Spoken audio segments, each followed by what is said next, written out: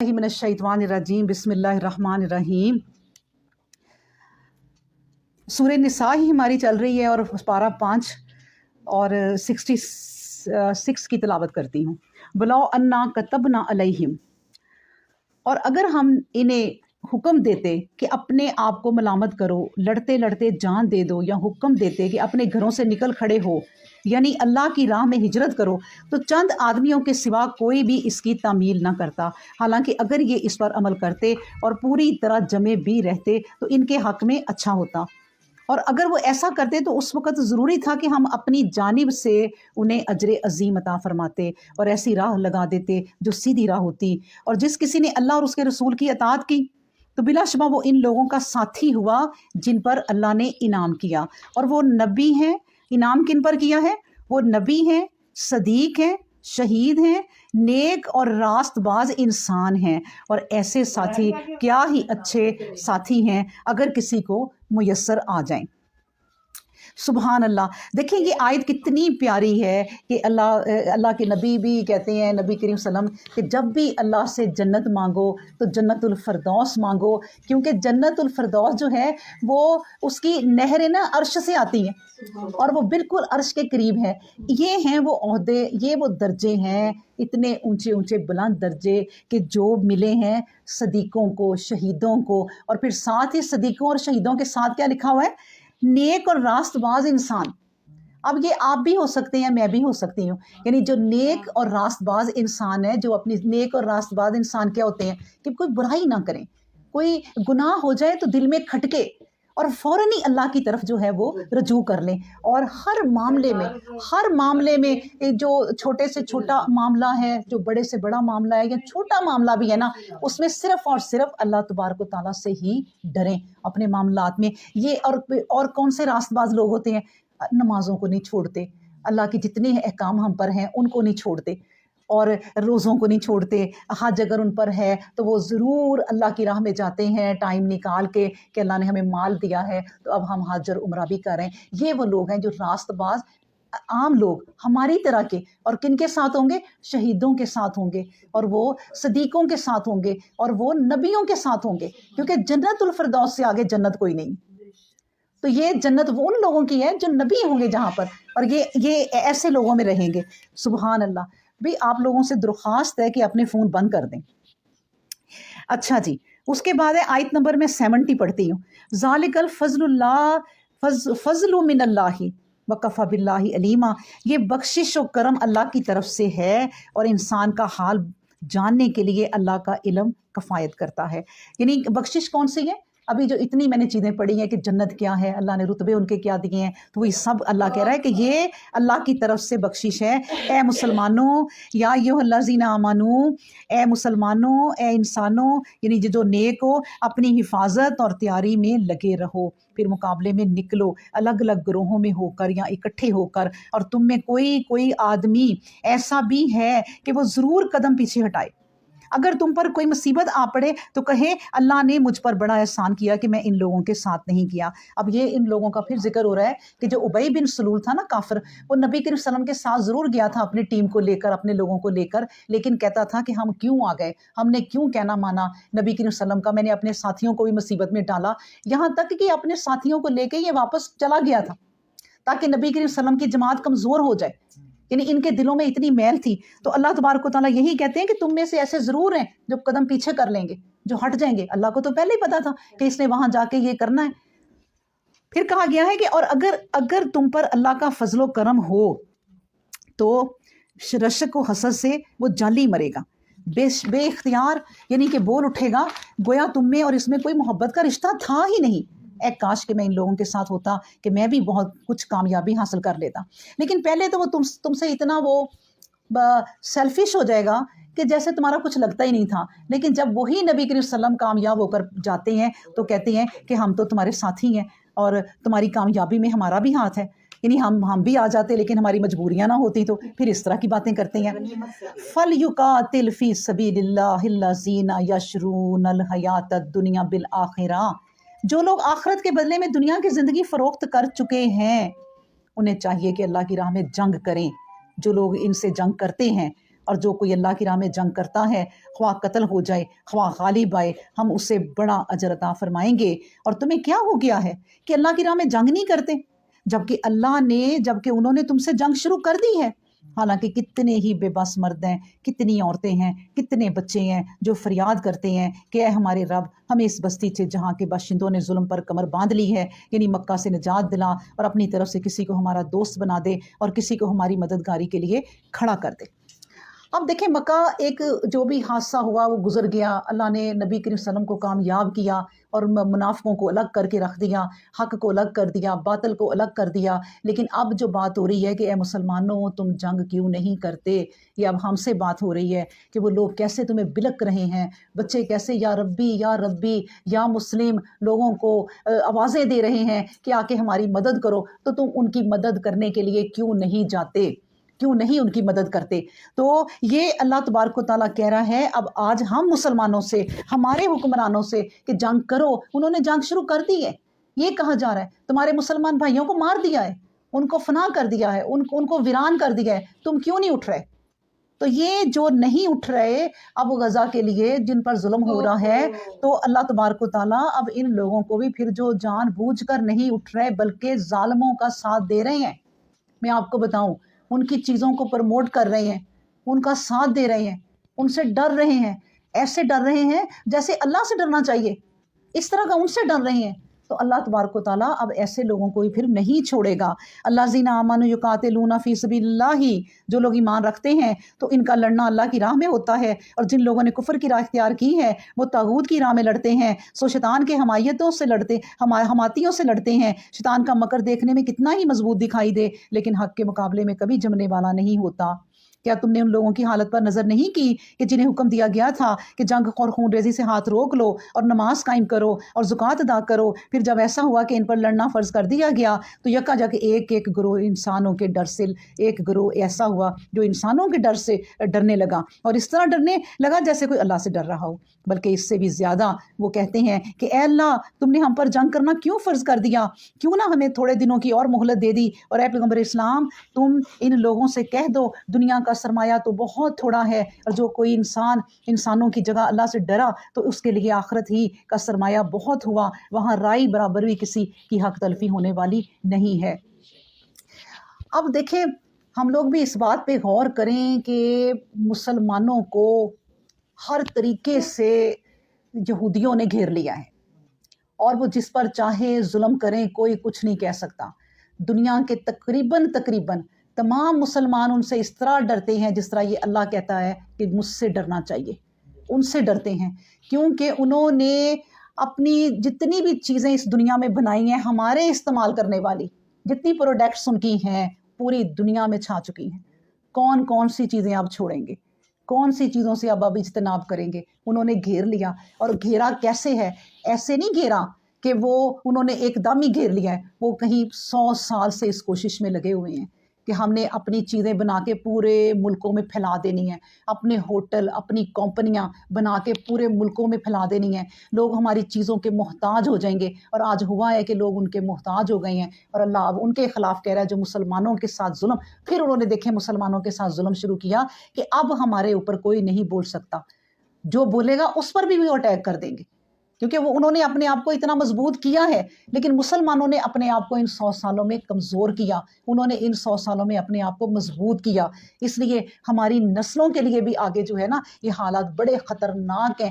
لیکن وہی بات میں کہوں گی کہ اللہ سبحانہ و تعالیٰ کی ذات بہت بڑی ہے، جب بھی آپ اس کی طرف ہو جائیں گے، اس سے دل لگا لیں گے، پوری قومیں حکمران اللہ کو پکڑ لیں گی، اللہ کے قرآن کو پکڑ لیں گی، اس پر عمل کرنا شروع آج سے ہی کر دیں گے، تو کم سے کم آج سے 20 سال بعد 30 سال بعد 40 سال بعد نئی نسلیں ایسی تیار ہو جائیں گی کہ ان کا مقابلہ ہو جائے گا۔ تو اس لیے یہ کام کوئی ایک دن کا نہیں ہوتا۔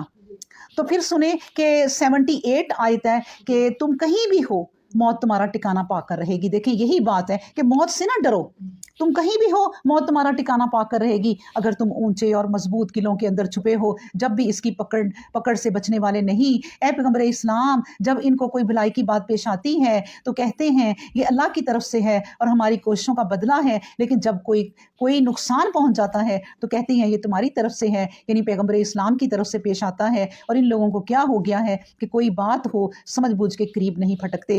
असल हकीकत तो ये है कि जो कुछ भलाई पेश आती है वो अल्लाह की तरफ से होती है, और जो कुछ नुकसान उठाते हो वो खुद तुम्हारी तरफ से होता है, यानी तुम्हारी बदअमलियों का नतीजा होता है। और हमने तुम्हें लोगों के पास अपना पैगंबर बनाकर भेजा है और अल्लाह की गवाही बहुत है। मतलब ये है कि देखें, उल्ट बात करते हैं जो मुनाफिक होंगे, जो काफिर होंगे, वो उल्ट बात करते हैं। वो कहते हैं नबी करीम सल्लम हमें नुकसान हुआ, हमारी ज़मीनें चल गई, हमारे बच्चे मर गए आपकी वजह से, क्योंकि आपने दीन इस्लाम ऐसा फैलाना शुरू किया कि लोग हमारे दुश्मन हो गए। और फिर जब कोई अच्छाई होती है तो वो कहते हैं वो हमारी तरफ से है, वो तो हमारे रब ने मेहरबानी की है। हालांकि अल्लाह कहता है कि ये उलट बात करते हैं कि जो अच्छाई पहुंचती है वो सिर्फ अल्लाह की तरफ से पहुंचती है, तुम्हारी ज़ाती कामयाबी नहीं है। हाँ, बुराई जो पहुंचती है ना वो तुम्हारी तरफ से है, वो अल्लाह की तरफ से नहीं है, वो तुम्हारी करतूतें हैं। कहते हैं मुसलमान को कांटा भी पहुंचता है ना तो उसकी अपनी किसी बुराई की वजह से पहुंचता है, लेकिन अल्लाह तबारक व तआला कहते हैं, या उनके नबी करीम सल्लल्लाहु अलैहि वसल्लम ने कहा है कि जब कांटा भी पहुंचता है ना, चलो अगर तुम्हारे, तो वो जो तुमने गुनाह किया है तुम्हारी वजह से पहुंचा है वो माफ हो जाएगा। ये करम अल्लाह करेगा, ये रहम अल्लाह करेगा। फिर कहा गया है कि और जिसने मई युती अर रसूला, और जिसने अल्लाह की अताअत की और उसके रसूल की अताअत की तो उसने फिल हकीकत अल्लाह की अताअत की। और जिसने रूगर्दानी की, ए पैगंबर इस्लाम तो हमने तुम्हें इन पर कुछ पासबान बनाकर नहीं भेजा। अब देखिए ये बात नबी करीम सल्लल्लाहु अलैहि वसल्लम की ज़िंदगी की ही नहीं है कोई, कि नबी करीम सल्लल्लाहु अलैहि वसल्लम जिंदा है तो उनकी अताअत करो।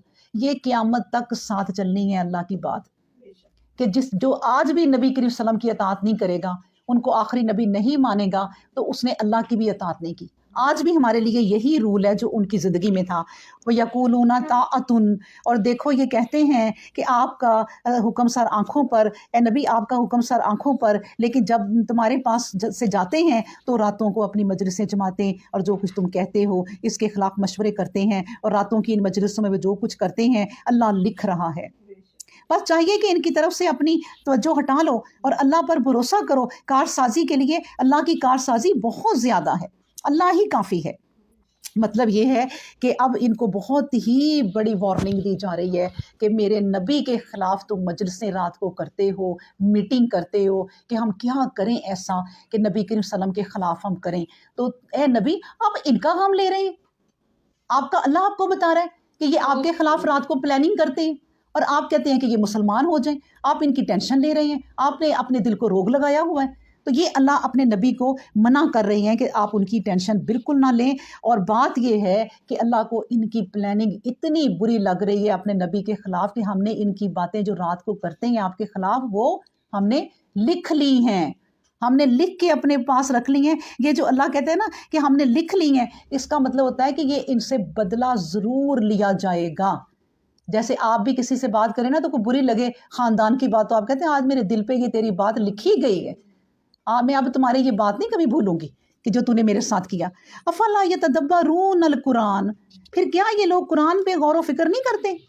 अगर ये किसी दूसरे की तरफ से होता तो अल्लाह की तरफ से ना होता, तो ज़रूरी था कि ये इसकी बहुत सी बातों में इख्तलाफ पाते। और जब इन लोगों के पास अमन की या खौफ की कोई ख़बर पहुंच जाती है तो ये ऐसे लोगों में फैलाने लगते हैं। अगर ये अल्लाह के रसूल के सामने और इन लोगों के सामने जो इनमें हुक्म व इख्तियार वाले हैं पेश करते, तो जो बात की तह तक पहुँचने वाले हैं यानी जो अक्ल वाले हैं वो इसकी हकीकत को मालूम कर लेते। और देखो, अगर अल्लाह का तुम पर फजल ना होता और इसकी रहमत ना होती तो मदूदे चंद आदमियों के सिवा सब शैतान के पीछे लग जाते। अल्लाह अकबर।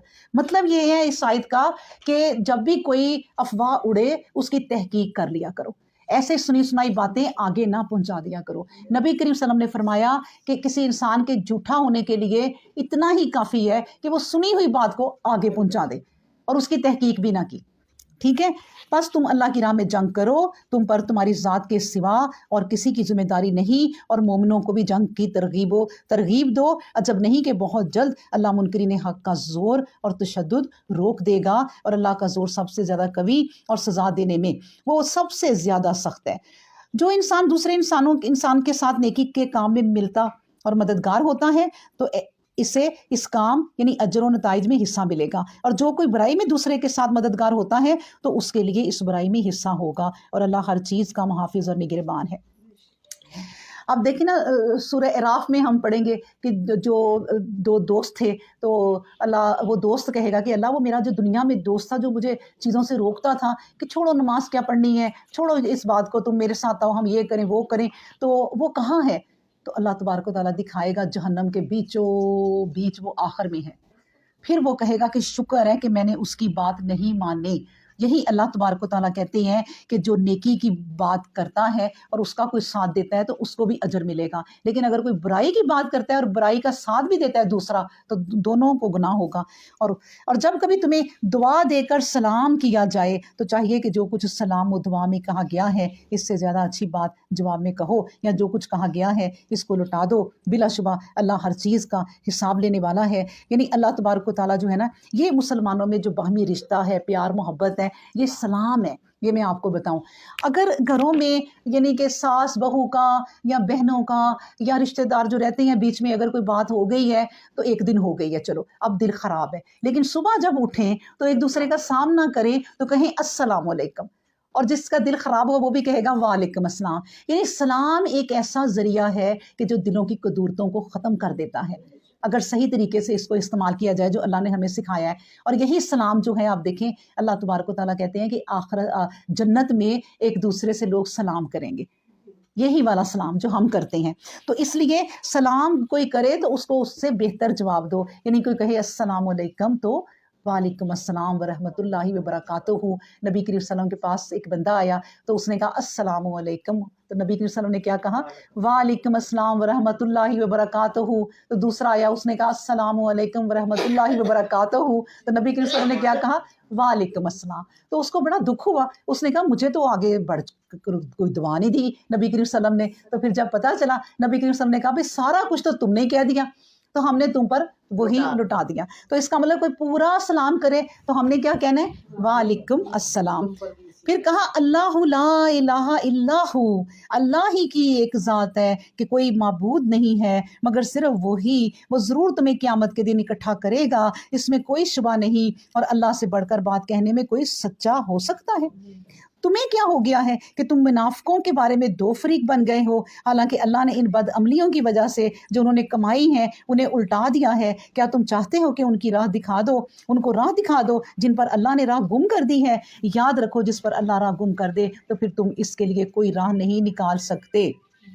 اب دیکھیے یہ بات جو ہو رہی ہے نا، یہ ان لوگوں کی ہو رہی ہے جو جنگ میں نبی کریم صلی اللہ علیہ وسلم پکڑے گئے تھے کافر، اور پھر حضرت عمر فاروق نے کہا تھا کہ ان کی گردنیں اتار دو، لیکن ابو بکر صدیق نے کہا تھا کہ ان کو رضی اللہ عنہ کہ ان کو نا فدیہ لے کے معاف کر دو۔ تو نبی کریم صلی اللہ علیہ وسلم کو بھی یہی بات پسند آئی، کیونکہ چلو یہ ہمارے رشتہ دار ہیں اور ہم خون ہے ہمارا تو ان کو معاف کر دیتے ہیں۔ تو لیکن اللہ کیا کہہ رہے ہیں؟ اللہ کو حضرت عمر فاروق رضی اللہ عنہ کی بات پسند آئی تھی کہ تم ان کو سدھارنا چاہتے ہو، یہ نہیں سدھر سکتے، جس کو اللہ نہیں ہدایت دے سکا تم کیا ہدایت دو گے؟ مطلب یہ کہ یہی والے لوگ پھر جب اگلی جنگ ہوئی تھی تو ان کو جو چھوڑا گیا تھا انہوں نے نقصان پہنچایا تھا، تو پھر اللہ نے کہا تھا کہ ان کو مار دینا چاہیے تھا، یہی بات صحیح تھی۔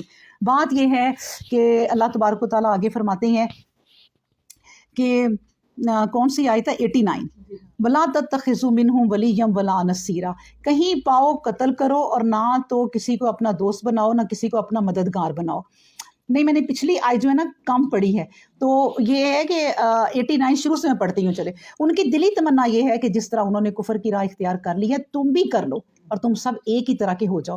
بس دیکھو جب تک یہ لوگ اللہ کی راہ میں ہجرت نہ کریں، اب دیکھیں اللہ کی راہ میں ہجرت کرنا، ایک تو ایک ملک سے دوسرے ملک میں جانا، ایک شہر سے دوسرے ملک میں شہر میں جانا، یہ بھی ہجرت ہے، لیکن اللہ کی راہ میں ہجرت ہی کر لینا۔ آپ پہلے زندگی کسی اور طرح گزار رہے تھے بغیر اسلام کے، بغیر شریعت کے، پھر آپ کو عقل شعور آ گیا، آپ نے قرآن کو تھاما تو آپ اپنے اس قرآن کے مطابق اور شریعت کے مطابق زندگی گزارنے لگ گئیں۔ تو یہ کیا ہے؟ یہ اللہ کی راہ میں آپ نے ہجرت کی ہے، اس کو اللہ ہجرت کا رتبہ دے گا۔ ٹھیک ہے، اور تم سب ایک ہی طرح کے ہو جاؤ. بس دیکھو جب تک یہ لوگ اللہ کی راہ میں ہجرت نہ کریں تمہیں چاہیے کہ ان میں سے کسی کو اپنا دوست اور مددگار نہ بناؤ. پھر اگر یہ ہجرت کرنا قبول نہ کریں تو انہیں گرفتار کرو، جہاں کہیں پاؤ قتل کرو، اور نہ تو کسی کو اپنا دوست بناؤ نہ کسی کو اپنا مددگار بناؤ. اللہ اکبر. یعنی جنگ کا حکم اس وقت دیا گیا ہے. پہلے بہت صبر، بہت تحمل، بڑے دکھ سہے ہیں مسلمانوں نے اور نبی کریم صلی اللہ علیہ وسلم نے، لیکن اب اللہ نے کہا ہے کہ یہ کافر جو ہے وہ اتنا آگے بڑھ چکے ہیں اور اب تمہاری جماعت بھی ایک بن چکی ہے، تو اب تم جب یہ جنگ کرے نا تو پھر جنگ میں انہیں تم جہاں پاؤ وہاں قتل کر دو. تو اس بات کو لے کر یہ نہیں کرنا. عام مسلمان یہ کافر ہمارے متعلق یہ بات مشہور کرتے ہیں کہ اچھا ان کا دین ہے، وہ کہتے ہیں کہ جو قرآن والا نہیں ہے، جو ایمان والا نہیں ہے، جہاں پاؤ انہیں قتل کر دو. نہیں، جنگ کے زمانے میں، عام زمانے میں نہیں کہ ہم کسی کافر کو دیکھیں ہمارے ملک میں آیا قتل کر دو. بالکل نہیں، بلکہ ان کو ویلکم کہنا ہے، ان کو اپنے اخلاق سے، پیار سے اپنے ملک میں رکھنا ہے، اور اپنے اسلام سے ان کو مناؤ کہ ہم کتنے نرم دل ہیں صرف اسلام کی وجہ سے. مگر ہاں، جو لوگ کسی ایسی قوم سے جا ملیں کہ تم میں اور اس میں عہد و پیمان ہو چکا ہو، یا ایسے لوگوں کے لڑائی سے دل برداشتہ ہو کر تمہارے پاس چلے آئیں، نہ تم سے لڑیں اور نہ تمہاری طرف سے اپنی قوم کے ساتھ لڑیں. اگر اللہ چاہتا تو ان لوگوں کو تم پر مسلط کر دیتا کہ تم سے لڑے بغیر نہ رہتے. بس اگر وہ تم سے کنارہ کش ہو گئے اور جنگ نہیں کرتے، نیز صلح کا پیغام بھی بھیج رہے ہیں، تو پھر اللہ نے تمہارے لیے کوئی راہ نہیں رکھی کہ ایسے لوگوں کے خلاف جنگ کرو. اب دیکھیں، یہ نا بات ہو رہی ہے ان لوگوں کی کہ کچھ لوگ نا ایسے بھی ہوتے ہیں کہ جو جنگ نہیں کرنا چاہتے، جو امن پسند ہوتے ہیں. نہ وہ دشمنوں کے ساتھ ہوتے ہیں، نہ ہی وہ دوستوں کے ساتھ ہوتے ہیں.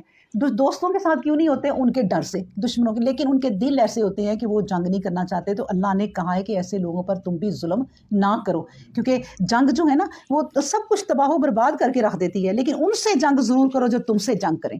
ٹھیک ہے. ان کے علاوہ کچھ لوگ تمہیں ایسے بھی ملیں گے جو لڑائی کے خواہش مند نہیں، وہ تمہاری طرف سے بھی امن میں رہنا. یہ آ گئی ہے وہ آیت جس کی میں تفسیر بتا رہی ہوں کہ امن میں رہنا چاہتے ہیں اور اپنی قوم کی طرف سے بھی، لیکن جب کوئی فتنہ و فساد کی طرف لٹا دیے جائیں تو وہ اندھے منہ اس میں گر پڑیں اور اپنی جگہ نہ قائم رہ سکیں. سو اگر ایسے لوگ کنارہ کش نہ ہو جائیں اور تمہاری طرف پیغام صلح نہ بھیجیں اور نہ لڑائی سے ہاتھ روکیں، تو انہیں بھی گرفتار کرو اور جہاں کہیں پاؤ قتل کرو. یہ وہ لوگ ہیں کہ ان کے برخلاف ہم نے تمہیں کھلی حجت جنگ دے دی ہے. اور دیکھو، کسی مسلمان کو سزاوار نہیں کہ کسی مسلمان کو قتل کر ڈالے، مگر یہ کہ غلطی سے. اب دیکھیں، ساتھ ہی آیت اتر آئی ہے. جنگ کی بات اور ہو رہی ہے کہ مسلمان سمجھ لیں کہ یہ جنگ کی بات نہیں ہے. جنگ میں آپ نے جس کو کافر کو پانا ہے اس کو قتل کرنا ہے کیونکہ جنگ ہو رہی ہے. لیکن فوراً ہی اگلی آیت میں کہا کہ دیکھو، کسی مسلمان کو سزاوار نہیں کہ کسی مسلمان کو قتل کر ڈالے. یعنی آپس میں نہ کہیں جنگ کرنے لگ جانا، مگر یہ کہ غلطی سے اور شبہ میں. جس کسی نے ایک مسلمان کو غلطی سے شبہ میں قتل کر دیا تو چاہیے کہ ایک مسلمان غلام آزاد کرے اور مقتول کے ورثہ کو اس کا خون بہا دے. اگر مقتول کے وارث خون بہا معاف کر دیں تو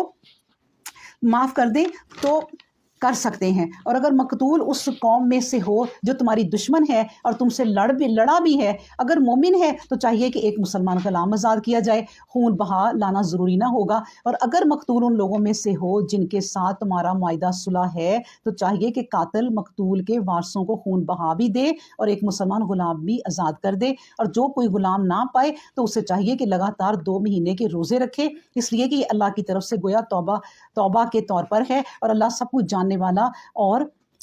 جاننے والا اور حکمت والا ہے. اللہ اکبر. اب دیکھیں، مطلب کہ ایک عورت نے نبی کریم صلی اللہ علیہ وسلم کے زمانے میں جو ہے وہ 2 عورتیں آپس میں لڑ پڑی. تو ایک عورت نے اس کو پتھر مارا اور پتھر اتنی زور سے لگا کہ وہ حاملہ بھی تھی تو وہ مر گئی اور بچہ بھی مر گیا. تو نبی کریم صلی اللہ علیہ وسلم نے کہا کہ جو بچہ اس کا مرا ہے نا، اس کے عوض تو غلام آزاد کرو، اور جو عورت قتل ہوئی ہے تو اس کے وارثوں پر نہ دیت ہے کہ اس کے وارث اس کی اب دیت دیں، اس کا جرمانہ دیں. مسلمانوں کو، یعنی کوئی مسلمان جو ہے وہ کسی کو نہ حق نہ مارے. دیکھیں، صحیح عین میں حدیث ہے کہ رسول اللہ صلی اللہ علیہ وسلم فرماتے ہیں کہ کسی مسلمان کا جو اللہ کے ایک ہونے کی اور میرے رسول ہونے کی شہادت دیتا ہے، خون بہانا جائز نہیں. کسی کا خون نہ بہائے، اور مگر 3 حالتوں میں خون بہانا جائز ہے. اور وہ کیا ہے؟ ایک تو یہ کہ کسی کو اس نے قتل کیا ہو، ٹھیک ہے، تو پھر تو اس کا قتل ہونا لازمی ہے، اس کو نہ چھوڑو. دوسرا، جو شادی شدہ ہو کر زنا کرے اس کو مار ہی دو. کوارا زنا کرے تو اسے دربدر کر دو, نکال دو, کوڑے بھی لگاؤ. لیکن شادی شدہ مرد یا عورت زنا کرے تو اس کو مار دو. تیسرا یہ کہ جو اسلام کو چھوڑ کر مرتد ہو جائے اسے بھی قتل کر دو. اللہ اکبر. اس کے بعد ہم آیت پڑھتے ہیں کہ آیت نمبر 93, اور جو مسلمان کسی مسلمان کو جان بوجھ کر قتل کرے تو اس کی سزا جہنم ہے جہاں وہ ہمیشہ رہے گا, اور اس پر اللہ کا غضب ہوا اور اس کی پھٹکار پڑی, اور اس کے لیے اللہ نے بہت بڑا عذاب تیار کر رکھا ہے. اب یہ دیکھیں کہ جو لوگ نوجوان لڑکوں کو یا لڑکیوں کو بھی, خاص طور پہ لڑکوں کو ہی جو بیچارے 16-17 سال کے بھی ہوتے ہیں, تو ان کو یہ بم خود دھماکہ کیا ہوتا ہے, خودکش دھماکہ, اس کے لیے تیار کرتے ہیں کہ تم ادھر یہ دھماکہ کرو گے اور ادھر تمہیں جنت مل جائے گی. حالانکہ وہ بیچارے جب مر کے جاتے ہوں گے تو دوزخ پہ دوزخ, دوزخ پہ دوزخ, کیونکہ انہوں نے کتنے معصوم لوگوں کو مارا اور وہ سمجھتے ہیں کہ یہ بہت اچھا کام کیا ہے. تو یہ اللہ کہہ رہے ہیں کہ کسی جان کو جان بوجھ کر قتل نہ کرو. عام لوگوں کا اس میں کیا قصور ہے اگر آپ کو حکومت سے بھی کوئی دشمنی ہے تو. یا ایھا الذین آمنوا, اے مسلمانوں جب ایسا ہو کہ تم اللہ کی راہ میں جن کے لیے نکلو تو چاہیے کہ جن لوگوں سے مقابلہ ہو ان کا حال اچھی طرح تحقیق کر لیا کرو, اور جو کوئی تمہیں سلام کرے تو یہ نہ کہو کہ تم مومن نہیں ہو, کیا تم دنیا کے ہر سر و سامان زندگی کے طلبگار ہو. اگر یہی بات ہے تو اللہ کے پاس تمہارے لیے بہت سی غنیمتیں موجود ہیں. تمہاری حالت بھی تو پہلے ایسی ہی تھی, پھر اللہ نے تم پر احسان کیا, پھر بس ضروری ہے کہ لوگوں کا حال تحقیق کر لیا کرو. تم جو کچھ کرتے ہو اللہ تعالیٰ اس کی خبر رکھتے ہیں. دیکھیں پہلی بات تو یہ کہ اللہ اب مسلمانوں کو کہہ رہے ہیں کہ تم بھی تو پہلے بیچارے بے بس اور بے کس تھے نا, تو اب اللہ نے تمہیں اگر یہ دی ہے, تمام غنیمتیں دی ہیں, نعمتیں دی ہیں, تو تمہیں جنگ کا حکم دیا ہے, تو جنگ تم کرو, ان کو مارو جو کافر ہیں, لیکن جو تمہیں سلام کرے, تو سلام کا مطلب کیا ہے کہ وہ مسلمان ہے. اب یہ جنگ کے زمانے میں صحابی کہیں جا رہے تھے نا, جنگ ہی ہو رہی تھی, تو انہوں نے دیکھا کہ ایک بکریاں لے کے جا رہا ہے, تو اس نے نا سلام کر دیا. انہوں نے کہا میں اس سے جانتا ہوں کہ یہ مسلمان نہیں ہے, تو اس نے نا اپنی جان بچانے کے لیے سلام کیا ہے, تو اور اس کو مار دیا. اب مسلمانوں نے بھی اور بکریاں بھی اس کے لیے. پھر یہ آیت اتری کہ تمہیں جو سلام کرتا ہے تو تم جانتے ہو کہ وہ مسلمان نہیں ہے. جب حضرت علی بھی جنگ کر رہے تھے تو ایک کافر نے کہا کہ میں ایمان لاتا ہوں, اور لا الہ الا اللہ پڑھ لیا, لیکن نبی کریم صلی اللہ علیہ وسلم حضرت علی رضی اللہ عنہ نے انہیں مار دیا. تو دوسرے صحابی نے نبی کریم صلی اللہ علیہ وسلم کو بتایا کہ اس طرح ہوا ہے واقعہ. تو نبی کریم صلی اللہ علیہ وسلم نے کہا علی کیا تم نے اس کے دل میں جھانک کے دیکھا تھا کہ وہ جھوٹ سے لا الہ الا اللہ پڑھ رہا تھا؟ بس تمہارے سامنے لا الہ الا اللہ کہا اور تم چھوڑ دو. مسلمان کو مارنا تو گناہ ہے. تو یہ کہا جا رہا ہے کہ مطلب کہ یہ کہ تمہیں کیسے معلوم کہ وہ مسلمان نہیں ہے, تو تحقیق کر لیا کرو. پھر کہا جا رہا ہے 95 مسلمانوں میں سے جو لوگ معذور نہیں ہیں اور بیٹھے رہے ہیں, یعنی جہاد میں شریک نہیں ہوتے, وہ ان لوگوں کے برابر نہیں ہو سکتے جو اپنے مال سے اور اپنی جان سے اللہ کی راہ میں جہاد کرنے والے ہیں. اللہ نے مال و جان سے جہاد کرنے والوں کو بیٹھ رہنے والوں پر بے ہی اعتبار درجے کی فضیلت دی ہے. اور یوں تو اللہ کا وعدہ نیک سب کے لیے ہے, کسی کا نیک عمل بھی ضائع نہیں ہو سکتا, اور بیٹھ رہنے والوں کے مقابلے میں جہاد کرنے والوں کو اللہ نے بہت بڑا اجر دیا ہے. مطلب یہ ہے کہ جو لوگ بیٹھے رہے ہیں, جنگ بھی نہیں گئے, وہ روتے تھے کہ ہمارے پاس سامان ہوتا. نبی کریم صلی اللہ علیہ وسلم انہیں خادے نہیں لے کے گئے کہ وہ بغیر کسی گھوڑے کے, بغیر کسی تلوار کے ہمارے ساتھ چلے جائیں اور جو وہاں جا کے جان بوجھ کر مر جائیں.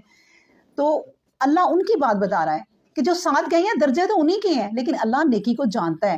جو پیچھے تھے وہ بھی آنا چاہتے تھے, ان کو بھی اجر ہے کہ ان کے دل میں ارادہ تھا. ایک جگہ تو نبی پاک صلی اللہ علیہ وسلم نے کہا آج بھائیوں جو غنیمتیں تمہیں بانٹ رہی ہیں نا, یہ ان بھائیوں کے لیے بھی ہوتی جو آنا چاہتے تھے, وہ بھی تمہارے حصے دار ہیں, لیکن وہ اپنی مجبوری کی وجہ سے نہیں آ سکے, آنسوؤں سے روتے تھے کہ ہم نہیں جا سکے.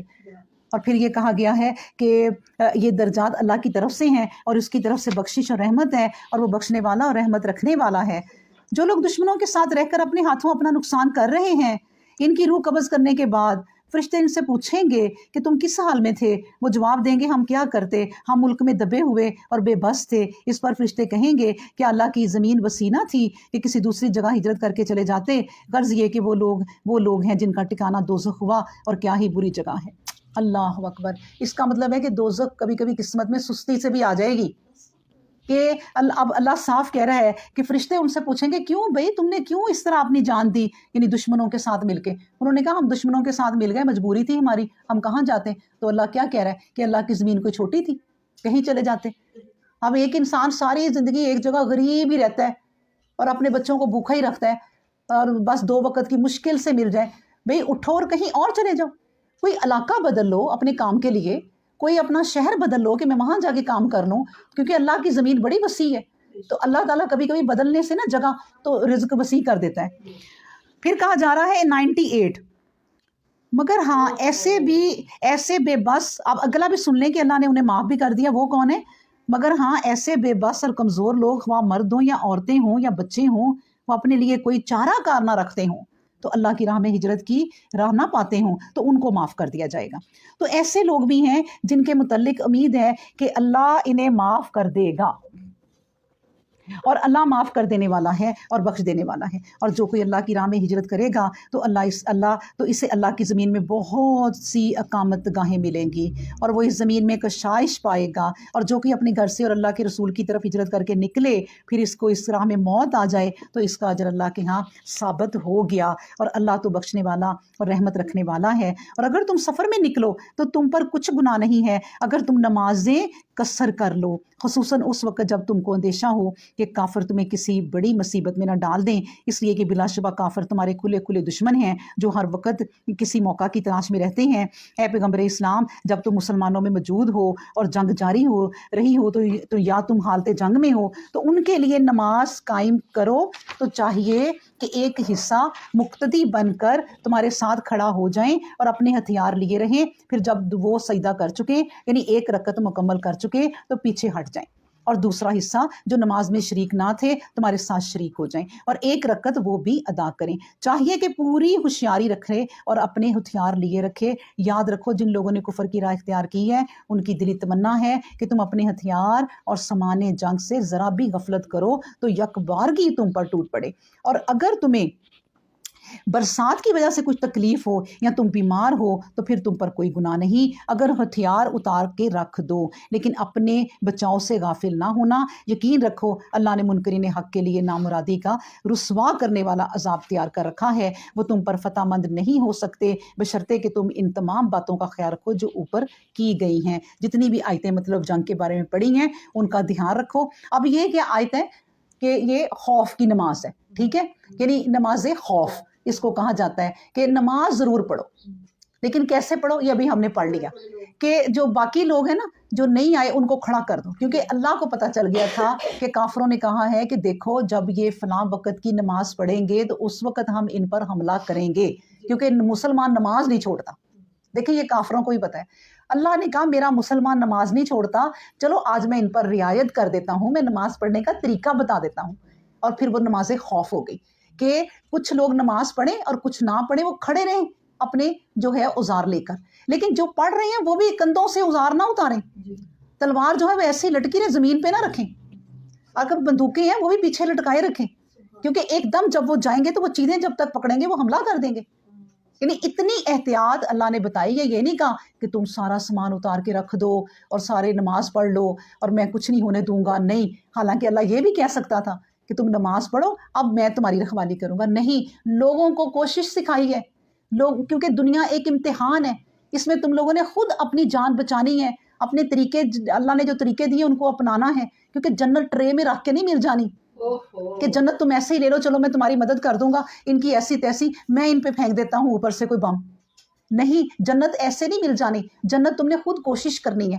ہاں اللہ جو طریقے بتا رہا ہے تمہیں قرآن میں دو تم نے اپنانے ہیں، نماز کیسے پڑھنی ہے یہ خوف کی نماز جو ہے وہ سکھا دی. مطلب یہ ہے کہ جنگ میں بھی نماز نہیں چھوٹتی. اب ان لوگوں پر میں تو کیا کہہ سکتی ہوں کہ اب ہم مسلمانوں پر لعنت بھی نہیں دے سکتے، لیکن افسوس کہہ سکتے ہیں کہ جو لوگ نماز ہی نہیں پڑھتے، نماز پڑھتے ہی نہیں ہیں اور اس میں سستی کرتے ہیں، وہی نماز ہے جو جنگ میں نہیں چھوڑی جا سکتی، جو بیماری میں نہیں چھوڑی جا سکتی. آخری لمحوں میں انسان بیڈ پہ لیٹا ہو اور نماز کا وقت ہو جائے تو وہ اشاروں سے ہاتھ بھی نہ ہلائے، دل کے اشاروں سے کہ میں یوں گیا اللہ اکبر سب کچھ کر کے وہ نماز پڑھ لے، اور اللہ اس کو اس طرح ہی اجر دے گا جس طرح وہ صحیح نماز پڑھتا تھا. نماز معاف نہیں ہے کسی حالت میں بھی. تو افسوس ہوتا ہے ان لوگوں پر، مسلمانوں پر جو نماز نہیں پڑھتے. پھر اللہ تعالیٰ اگلی بات پھر نماز کی کرتے ہیں، فَإِذَا قَضَيْتُمُ الصَّلَاةَ فَاذْكُرُوا اللَّهَ، اور پھر جب تم نماز پوری کر چکو تو چاہیے کھڑے بیٹھے لیٹے ہر حال میں اللہ کو یاد کرتے رہو. پھر جب ایسا ہو کہ دشمن سے تم مطمئن ہو جاؤ اور سفر سے گھر واپس لوٹ آؤ تو نماز قائم رکھو، یعنی اب پوری قائم کرو، نماز پوری پڑھو، کسر نہ کرنا اب۔ بلا شبہ نماز مسلمانوں پر وقت کی قید کے ساتھ فرض کر دی گئی ہے۔ اللہ اکبر۔ اب دیکھیں اللہ کے ذکر میں بھی میں آپ کو بتاؤں ایک خوف ہے، ایک بہادری ہے۔ اللہ نماز پڑھ لی ہے تم نے آدھی آدھی کر کے، ایک رکعت انہوں نے، ایک رکعت انہوں نے، امام نے دونوں رکھتے، ٹھیک ہے، لیکن اللہ کا ذکر، پھر جا رہے ہو جنگ کرنے، اللہ اکبر، اس کے نام کی تکبیریں، اس کا نام لیتے رہو، جنگ کرتے ہوئے بھی، اٹھتے بیٹھتے بھی، لیٹتے بھی، اس کا نام کبھی نہ چھوڑو۔ یہ مسلمان کے لیے فرض کر دیا گیا ہے کہ اللہ کا ذکر کبھی نہ چھوڑو۔ پھر کہا گیا ہے آیت نمبر 104، اور دشمنوں کا پیچھا کرنے میں ہمت نہ ہارو، اگر تمہیں جنگ میں دکھ پہنچا ہے تو جس طرح تم دکھی ہوئے ہو وہ بھی تمہارے ہاتھوں دکھی ہوئے ہیں، اور تم کو ان پر یہ فوقیت ہے کہ اللہ سے ایسی ایسی امیدیں تم رکھتے ہو جو انہیں میسر نہیں، اور اللہ جاننے والا اور حکمت رکھنے والا ہے۔ ہم نے تم پر الکتاب سچائی کے ساتھ نازل کر دی تاکہ جیسا کچھ اللہ نے بتلایا ہے اس کے مطابق لوگوں کے درمیان فیصلہ کرو، اور خیانت کرنے والوں کی طرفداری میں نہ جھگڑو، اور اللہ سے مغفرت طلب کرتے رہو، یقین جانو کہ بلا شبہ اللہ بخشنے والا اور رحمت رکھنے والا ہے۔ اور جو لوگ اپنے اندر خیانت رکھتے ہیں تم ان کی طرف سے نہ جھگڑو، اللہ ایسے لوگوں کو پسند نہیں کرتا جو خیانت اور معصیت میں ڈوبے ہوئے ہیں۔ یہ لوگ اپنا حال انسانوں سے چھپاتے ہیں لیکن اللہ سے نہیں چھپا سکتے، حالانکہ